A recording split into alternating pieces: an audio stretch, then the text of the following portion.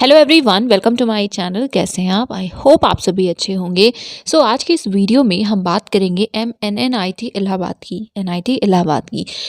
इनकी तरफ से भी इनवाइट किए गए हैं एप्लीकेशंस फॉर PhD एंड उसी को हम इस वीडियो में डिस्कस करेंगे। तो देखिए, सबसे पहले आप MNNIT.ac.in इनके ऑफिशियल वेबसाइट पर विजिट कर सकते हैं। स्क्रॉल करेंगे तो यहाँ पे आपको अनाउंसमेंट्स दिख रही हैं। तो फर्स्ट अनाउंसमेंट ही PhD से रिलेटेड है, तो आप उसको देख सकते हैं या व्यू ऑल पे क्लिक कर सकते हैं सो दैट जो स्क्रॉल हो रही है न्यूज़ वो ना हो और यहाँ पे आपको PhD प्रोग्राम एडमिशन का ऑप्शन दिख जाएगा। इसे ओपन करते हैं तो देखिए, इस पर क्लिक करेंगे तो ओपन हो जाएगा। इसके बाद यहाँ पे है contents, right. Home information brochure, then downloads, department wise contact details हैं, फिर important date, syllabus, disclaimer. Okay, तो ये सेक्शंस हैं। नेक्स्ट यहाँ पे देखेंगे तो applications are invited for even semester PhD and अगर आप कैटेगरी OBC EWS कर रहे हैं अप्लाई उस कैटेगरी में, तो 1 अप्रैल 2022 के बाद का सर्टिफिकेट होना चाहिए, राइट। देन इंपॉर्टेंट लिंक्स हैं, तो रजिस्ट्रेशन पहले ऑब्वियसली रजिस्ट्रेशन ही करेंगे, फिर लॉगिन करके जो भी फर्दर स्टेप्स हैं वो आप कंप्लीट करेंगे, राइट। हम सबसे पहले बात कर लेते हैं इंपॉर्टेंट डेट्स की। तो इसी पे क्लिक करेंगे। ओके, तो इम्पॉर्टेंट डेट्स ये रही। 9 दिसंबर को ही फॉर्म आए थे और जो क्लोजिंग डेट, लास्ट डेट या डेडलाइन है वो है 22 दिसंबर। तो 22 दिसंबर 5 बजे तक आप अप्लाई कर सकते हैं। उससे पहले 5 से पहले कर लीजिएगा प्लीज़, बिकॉज हमें नहीं पता कि ये जो डेट्स हैं वो एक्सटेंड होंगी या नहीं होंगी। तो प्लीज़ 22 से पहले अप्लाई कर लीजिएगा। ओके, फिर देखिए receipt of printed and signed application form. तो पिछली बार भी जब हमने शायद डिस्कस किया था तो कुछ कन्फ्यूजन थी, बट येस, आपको एप्लीकेशन करना है। 22 दिसंबर लास्ट डेट है। करने के बाद जो फाइनल आपका फॉर्म होगा उसको प्रिंट लेना है, साइन वगैरह करना है और आपको उसे भेजना भी है, ठीक है। तो वो 26 दिसंबर 5 बजे तक हो जाना चाहिए। फिर लिस्ट आएगी 30 दिसंबर को। फिर रिटर्न और जो इंटरव्यू है डिपार्टमेंट्स की तरफ से वो 5 से लेकर के 13 जनवरी के बीच में होगा, राइट। कहाँ होगा? तो यस, प्रयागराज इलाहाबाद में ही होगा। मोस्टली सेंटर्स डिपार्टमेंट्स में ही होते हैं। ओके, तो आपको NIT जाना होगा, राइट। यस, उसके अलावा बाकी फर्दर जो प्रोसेस होंगे उसके लिए भी यहाँ पे डेट्स वगैरह लिखे हुए हैं। ओके, तो yes, last date is 22 and आपको फॉर्म भी सबमिट करना है, ठीक है। बाकी फर्दर जो इन्फॉर्मेशन है वो हमें ब्रोशर में मिल जाएगी। नेक्स्ट यहाँ पे कॉन्टैक्ट्स भी है। तो इसी तरह से जैसे हमने डेट्स देखी वैसे आप कॉन्टैक्ट्स पे क्लिक कर सकते हैं। यहाँ पे आप फिर डिपार्टमेंट वाइज कॉन्टैक्ट डिटेल्स को देख पाएंगे। फिर देखिए पोस्टल एड्रेस है, तो आपको भेजना तो है पर कहाँ भेजेंगे वो आपको यहाँ से पता चलेगा। सपोज आप डिपार्टमेंट ऑफ अप्लाइड मैकेनिक्स में अप्लाई कर रहे हैं तो आप इस एड्रेस पे भेजेंगे अपने एप्लीकेशन फॉर्म को, राइट। इसी तरह से सारे डिपार्टमेंट्स की जो कॉन्टैक्ट डिटेल्स या इन्फॉर्मेशन है वो आपको यहाँ मिल जाएगी। टोटल 14 डिपार्टमेंट्स हैं, राइट। ब्रोशर में हमें इन्फॉर्मेशन मिलेगी, इसलिए मैं डिपार्टमेंट को डिस्कस नहीं कर रही हूँ।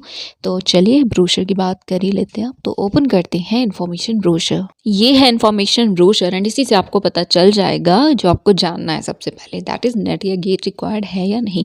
तो चलिए देखते हैं।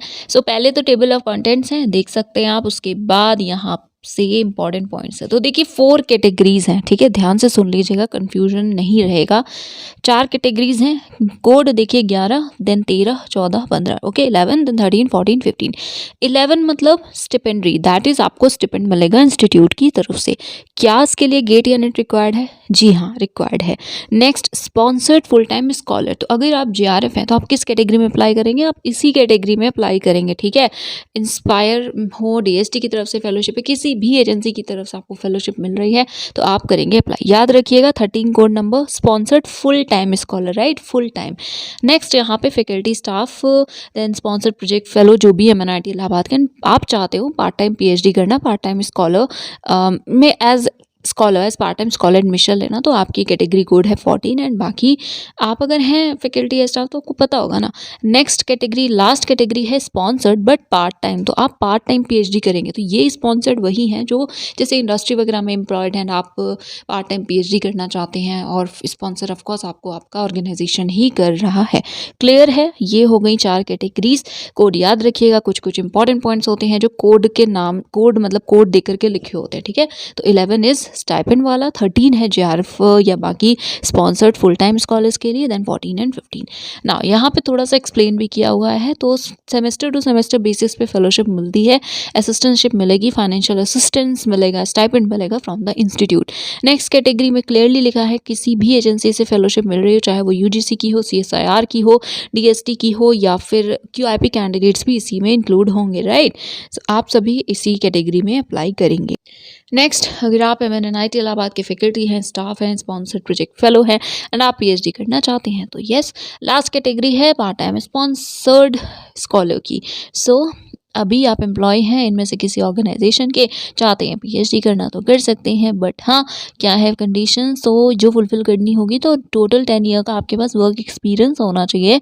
साथ में जो भी प्रेजेंट एम्प्लॉयर है ना, जो स्पॉन्सर वगैरह करेंगे, तो उनके साथ लास्ट 4 ईयर्स की कंटिन्यूस सर्विस होनी चाहिए। नेक्स्ट ऑफ कोर्स NOC भी आपको सबमिट करनी होगी, राइट। नेक्स्ट यहाँ पे है फॉरेन नेशनल्स के लिए इंफॉर्मेशन, देन एलिजिबिलिटी। कितने मार्क्स रिक्वायर्ड हैं, 60% या फिर 6.5 CGPA, राइट। जहाँ भी स्पेसिफाइड मिनिमम लिखा होगा उसका मतलब है 60%। तो 59.8 भी है तो भी नहीं चलेगा, 60.1, 60.0, 60 प्लस होना चाहिए, राइट। सो यस, उसके बाद थर्ड पॉइंट है आपका favourite, that is 11, 13, 14। So last वाली जो कैटेगरी है ना, उससे छोड़कर बाकी तीनों के लिए गेट नेट रिक्वायर्ड है, राइट। नाउ अब बात करते हैं, जैसे इंजीनियरिंग के जो डिपार्टमेंट्स, अगर आप उनके लिए अप्लाई कर रहे हैं तो मास्टर्स डिग्री हो 60% मार्क्स के साथ रेलेवेंट ब्रांच से, या फिर बैचलर्स डिग्री है, या फिर MSc वगैरह किया है, MSc है, मास्टर्स डिग्री साइंस में हो या अप्लाइड बायोलॉजिकल साइंस में या कंप्यूटर एप्लीकेशन या अप्रोप्रिएट डिसिप्लिन में 75% के साथ। सो MTech किया है एंड इंजीनियरिंग के किसी डिपार्टमेंट में अप्लाई कर रहे हैं तो 60 मार्क्स चाहिए, बट MSc किया है और MTech के किसी फील्ड में अप्लाई कर रहे हैं तो 75% मार्क्स चाहिए, right. Next, management and HSS। So वही है यहाँ पे, मास्टर्स डिग्री हो मैनेजमेंट में, टेक्नोलॉजी में, then humanity, social science etcetera में 60% ही रिक्वायर्ड है, राइट। बट हाँ, बैचलर्स डिग्री इंजीनियरिंग में है तो 75% मार्क्स हो, या 8 CPI या CGPA हो, या फिर आपने CA एग्ज़ाम को क्वालिफाई किया हो, 3 इयर्स का एक्सपीरियंस हो, तो आप भी एलिजिबल हैं अप्लाई करने के लिए। साइंसेज में मास्टर्स डिग्री रेलेवेंट सब्जेक्ट में हो, साइंस के एंड मैथ में 60% मार्क्स के साथ, ये बैचलर्स है इंजीनियरिंग में तो 75%, राइट। देन यहाँ पे geographic information system GIS cell में भी PhD अवेलेबल है।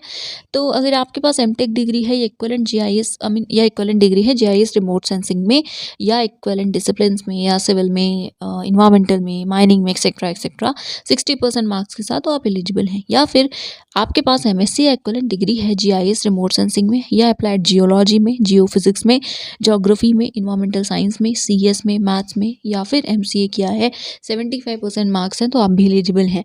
लास्ट, बैचलर्स डिग्री इंजीनियरिंग में है, 75% मार्क्स के साथ आप एलिजिबल हैं, प्रोवाइडेड मैथ्स रहा हो 12th लेवल में, ठीक है, 10+2 लेवल में।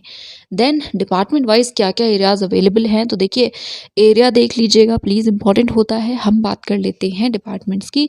अप्लाइड मैकेनिक्स है, इसके बाद बायोटेक्नोलॉजी है, देन केमिकल इंजीनियरिंग है, after that chemistry, then civil engineering, computer science and engineering, electrical engineering, electronics and communication engineering, after that GIS है, तो इसमें ये सारे एरियाज हैं जो कि अवेलेबल हैं।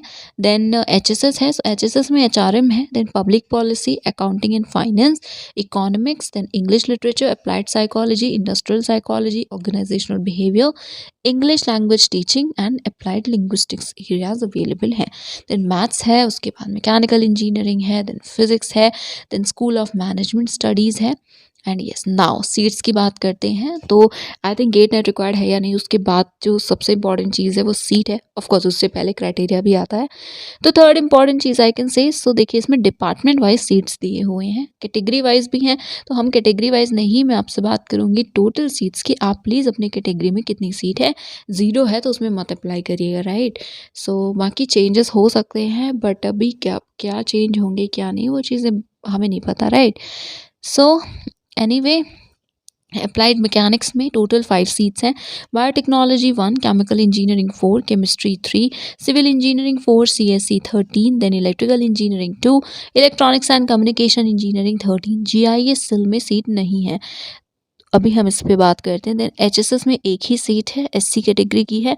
फिर मैथ्स में एक है, मैकेनिकल में 11 है, देन फिजिक्स में है 2 एंड मैनेजमेंट में है 0। तो टोटल 60 सीट्स अवेलेबल है।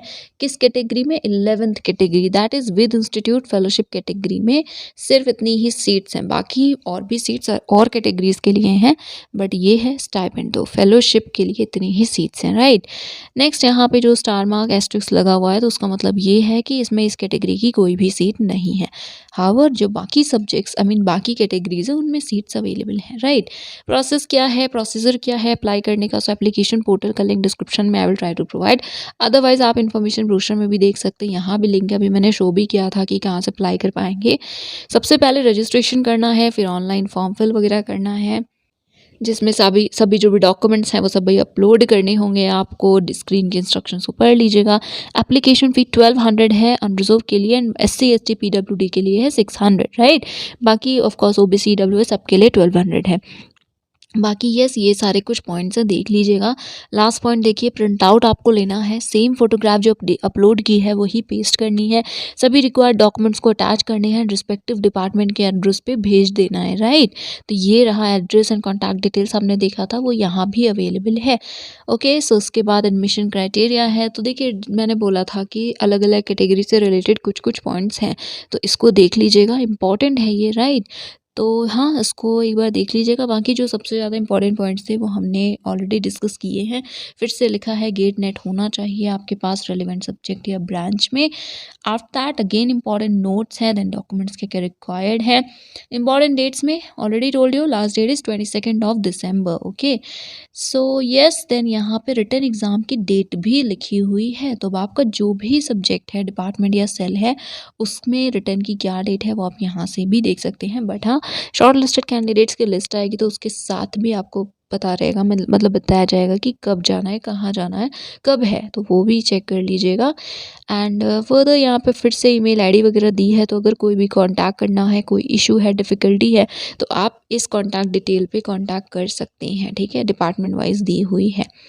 Fee structure, so first sem की फ़ी होगी 43,500, बाकी 38,500 रहेगी, फाइनल में 40,500 रहेगी। बाकी मेस चार्जेस इसमें नहीं है, मेस अलग होंगे। और डे स्कॉलर्स को 12,000 लेस पे करना होगा हर सेमेस्टर में। डे स्कॉलर्स कौन होते हैं? जो हॉस्टल में नहीं रहते हैं, कहीं और रहते हैं, ठीक है। देन मेस फ़ी 25,000 है। देन ये अकाउंट वगैरह की डिटेल्स हैं, and that is it. So comprehensively cover कर लिया है, बिकॉज जस्ट ऐसे ही मन हो रहा था अच्छे से कवर करने का। सो एनीवे, इंपॉर्टेंट पॉइंट आपको बता दिए हैं, लिंक्स डिस्क्रिप्शन में मिल जाएगा। वीडियो को शेयर करिए ना प्लीज़, एंड चैनल को सब्सक्राइब कर लीजिए। I don't know why, but सारे ही रेट्स बहुत ही ज़्यादा स्लो हो गए हैं। सो देख लीजिएगा उसको, and that is it for today. ये वीडियो देखने के लिए थैंक यू सो मच।